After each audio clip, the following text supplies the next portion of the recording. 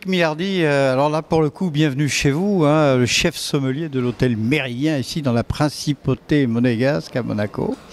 Vous êtes également membre de l'UDSF, l'Union de la sommellerie française, et puis également, et ça vous n'en êtes pas peu fier, vice-président de l'Association monégasque des sommeliers. Dominique, bonjour. C'est vraiment un plaisir de recevoir toutes ces personnalités qui nous font l'honneur de participer à ce salon pour la deuxième édition. Je crois que vraiment c'est quelque chose qui me tient à cœur et puis qui tient à cœur aussi à l'Association monégasque des sommeliers.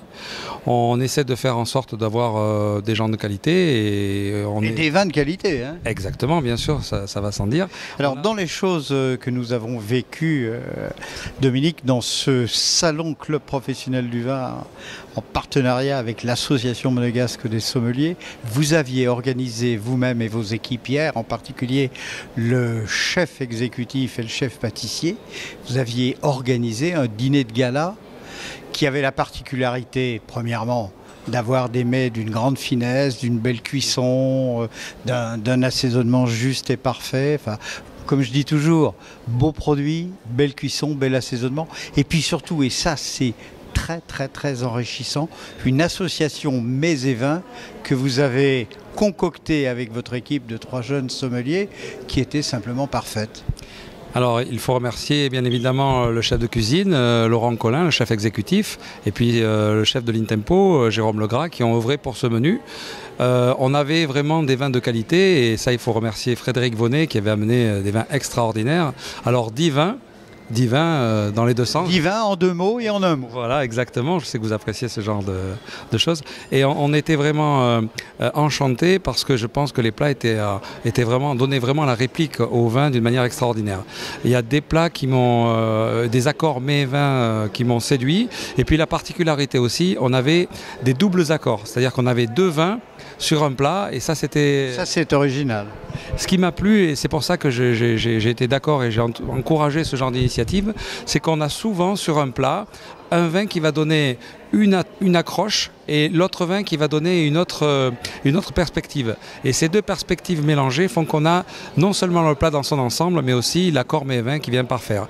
Si j'ai un accord mets et vin hier qui m'a vraiment séduit, et je ne parlerai pas des vins parce qu'il y a tellement de beaux vins et de tellement de belles propriétés qu'on ne peut pas en sélectionner qu'un seul, mais un accord mets et vin, ce serait le dessert, l'ananas rôti, avec ce vin magnifique en sylvaner. Voilà, on ne va pas dire le nom du propriétaire, mais ce sylvaner avec cet ananas rôti, j'ai trouvé que c'était extraordinaire parce que chaque ingrédient du plat, il y avait du sablé breton, bon bien sûr on n'était pas en Alsace, mais sablé breton avec cet ananas rôti, avec cette fleur de sel qui venait relever un petit peu le tout, on était tout simplement en adéquation parfaite.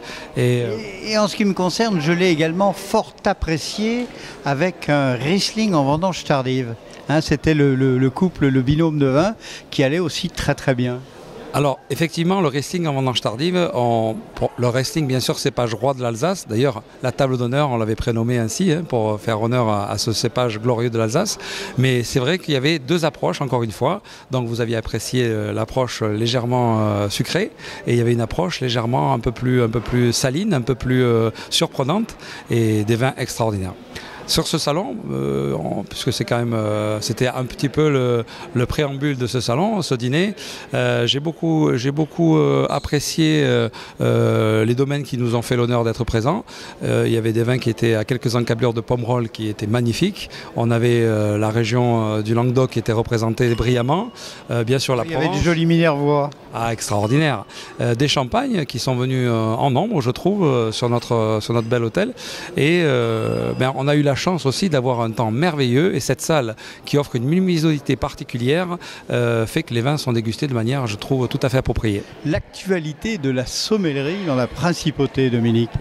Alors on a un gala qui se profile le 4 novembre, bien évidemment au Méridien Beach Plaza Monte-Carlo, où j'officie, et ça c'est un grand honneur que me fait le président Patrice Franck et son bureau. Il nous en a parlé d'ailleurs tout à l'heure. Hein. Donc voilà, on est très heureux de les accueillir.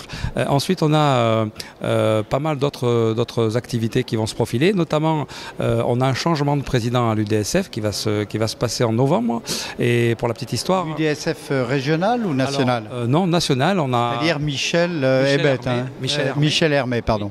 Michel Hermé qui va malheureusement quitter et qui a fait un superbe double mandat, 6 ans.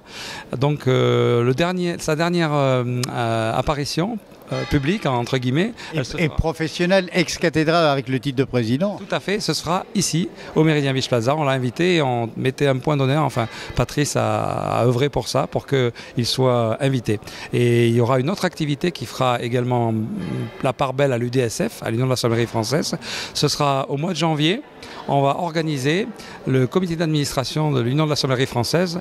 Donc, sous la présidence de Patrice Franck, je peux dire qu'on n'aura pas tout fait, mais ce sera compliqué parce qu'à part le mondial, je pense qu'on aura à peu près fait le tour de tout ce qu'il est possible de faire en sommellerie sur la principauté. Vous parliez du mondial, votre actualité? Alors le mondial c'était en avril à Mendoza, j'ai eu la chance d'y participer pour la 2e fois, une expérience extraordinaire. J'ai trouvé que la région est tout simplement fabuleuse avec des vins et une particularité géographique fabuleuse. On a, alors ce que j'ai beaucoup aimé, c'est non seulement les personnages, parce qu'il y avait des personnages fabuleux, mais il y avait surtout une agriculture particulière avec une irrigation qu'on connaît peu ou pas en France. Quant au concours lui-même, il y avait Vous n'êtes pas passé loin? On a fait le maximum pour être digne de représenter notre pays, voilà. Et il y avait 9 Français, en l'occurrence, qui représentaient 9 pays. Donc moi, je représentais Monaco. On a, entre autres, Rodolphe Chevalier qui représentait le Luxembourg, ou Antoine Lebel qui représentait la Belgique, sans oublier, bien sûr, David Biro qui a été exceptionnel, brillant. Et je tenais à lui mettre un... L'homme de la situation. Franchement, à Tokyo, et je pense qu'on peut vraiment oublier cet épisode, mais en tous les cas à Mendoza, puisque j'ai participé aux 2, à Mendoza, il est pour moi meilleur sommelier du monde parce que, sans occulter le mérite d'Arvin, il a vraiment fait preuve il a été brillant, il a fait preuve de professionnalisme, il a fait preuve d'humilité surtout. Et il a représenté brillamment non seulement son pays, mais notre profession. Dominique Milardi, merci. Vous auriez envie de donner le mot de la fin, FAIM, et puis le mot de la soif aussi, en d'autres termes. Quel est le plat, ici, dans cette belle maison, que vous souhaiteriez manger en fin d'après-midi et boire avec quel vin? Alors là, tout de suite, il me vient à l'idée, par exemple, pourquoi pas aller sur un poisson. Moi, j'aurais envie. Il n'y a qu'à faire 50 mètres et aller le pêcher. Hein. Alors un loup de mer qui serait juste grillé, ou alors au gros sel, tiens, on va se le faire au gros sel. Un loup au gros sel. En croûte de gros sel, vous l'avez dit? Exactement, en croûte de sel, avec quelques petits légumes juste saisis, et bien sûr... Saisis à la plancha avec un filet d'huile d'olive de la région? On ne met pas de beurre, juste un filet d'huile d'olive, et ça sera parfait, accompagné d'un peu de gros sel et de poivre du moulin, et on est très bien. Bien sûr, pour accompagner cela, on a eu des vins alsaciens merveilleux, mais je mettrai un vin de Provence, car malheureusement nous sommes en Provence. Heureusement. Heureusement, oui. Et j'irai plutôt vers quelque chose comme, pourquoi pas, un très joli vin du Château Léhoube. Voilà, c'est le seul que je cite. Un blanc de Léhoube qui est à Bormes-les-Mimosas, un vin fabuleux et qui représente extraordinairement cette Provence que j'adore. Le beau, le bon, l'association, les mets et les vins, les associations, et puis également la beauté du service, parce que au Guéridon, casser la croûte, sans faire de jeu de mots, d'un loup en croûte, c'est tout simplement un bonheur simple que l'on vous convie à vivre le plus souvent possible, mesdames et messieurs. Merci et encore une fois bravo pour vos élocutions qui me séduisent toujours. Merci. Serviteur.